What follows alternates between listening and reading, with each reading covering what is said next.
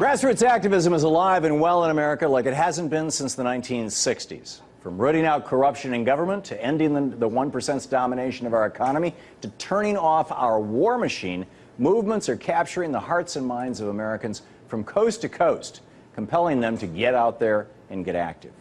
But really, this is just the first step. It's what comes next that we need to start thinking about. After we take back our democracy, what sort of new economy do we want to build? What are we going to replace corporate capitalism with? For an answer to that, we have to look inside ourselves, literally inside ourselves, into our DNA. New research in the journal Science points to one of the main differences between humans and chimpanzees that has let our species dominate the planet, and that is our ability to share. Researchers took groups of 4-year-old children and compared their ability to solve puzzles together with groups of chimpanzees working on the same puzzle. Where most of the groups of children completed the puzzle after a few hours, none of the chimpanzee groups could do the same. The reason why was not intelligence, but sharing intelligence. The children learned from each other and communicated what worked and didn't work and copied each other. As the study said, teaching, communication, observational learning, and prosociality all played important roles in human cultural learning, but were absent or played an impoverished role in the learning of chimpanzees. This is what the researchers described as cumulative culture, essentially the gathering of knowledge to advance a culture or society and spur technological improvements. We as humans do this really, really well, whereas our animal counterparts don't. So the question is this: if it's in our genes to share, and that's what has pushed our species to advance the way it has, then why don't we apply the same standards to our economy?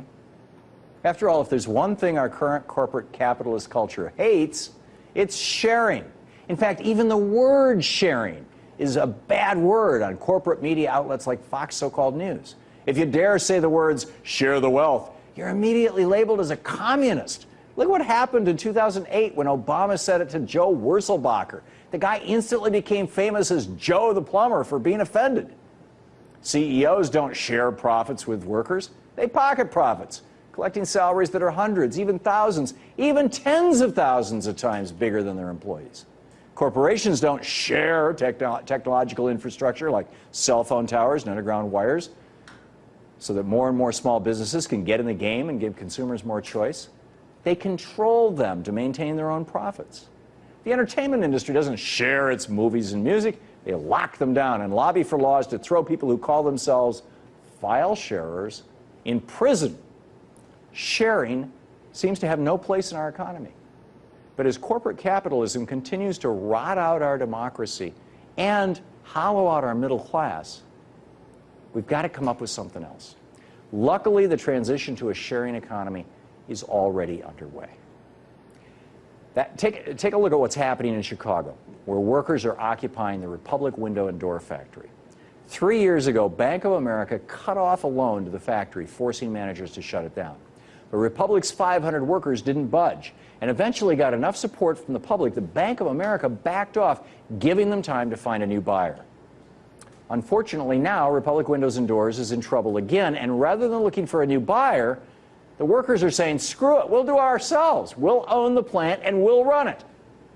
They're trying to set up a worker-owned co-op, a business model that's now catching fire across the United States of America.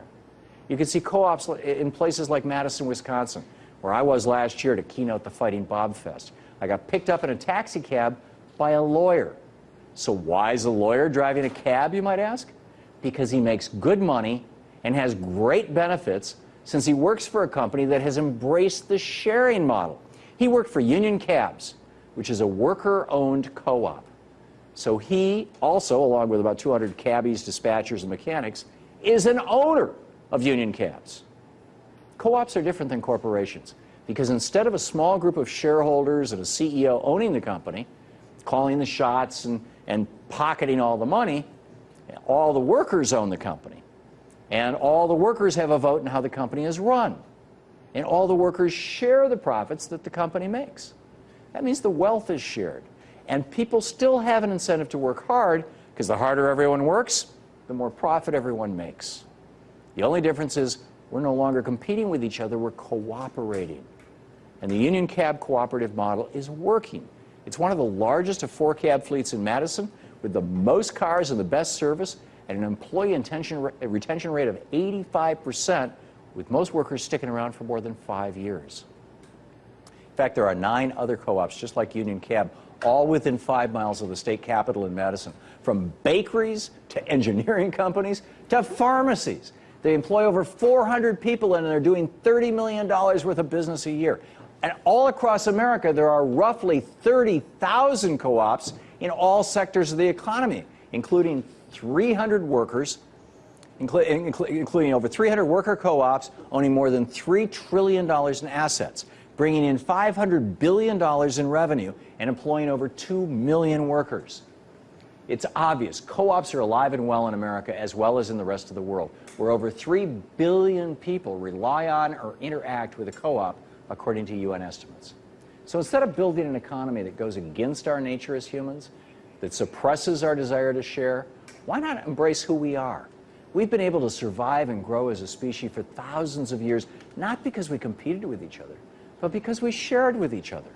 Over the last few decades, as billionaire-funded think tanks have promoted greed is good, Austrian economics, and selfish libertarianism as good things, and Reaganomics has created a lottery economy, made the rich richer, vastly richer, and the poor poorer, and destroyed the middle class, we've forgotten what it means to share.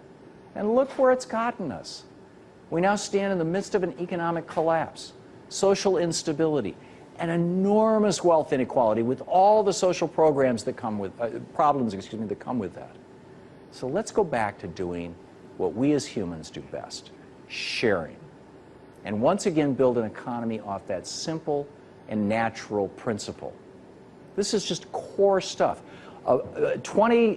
It's fewer than 30 states. I think it's 24, 25 states now have laws, these are the charter laws, that allow you to start a co-op corporation. Sometimes they're referred to as B corporations, benefit corporations, corporations that are of benefit to the community. We need to make sure that every state in the nation allows the creation of co-ops, this legal form, so that that can work. And, you know, if you're active in your state, get active in making co-ops work there. That's the big picture for tonight.